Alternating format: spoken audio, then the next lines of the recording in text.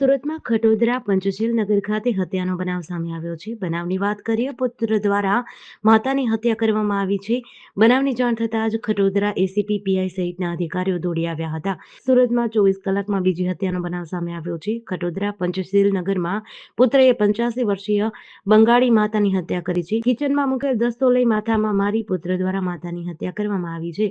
હત્યારા પુત્રનું નામ ગાંધી વૃંદાવન બિસ્વાલ છે, જે મજૂરી કામ કરતો હતો. જમવાના કારણે માતા અને પુત્ર વચ્ચે બોલાચાલી થઈ હતી અને ત્યારબાદ પુત્રએ હત્યાને અંજામ આપ્યો હતો.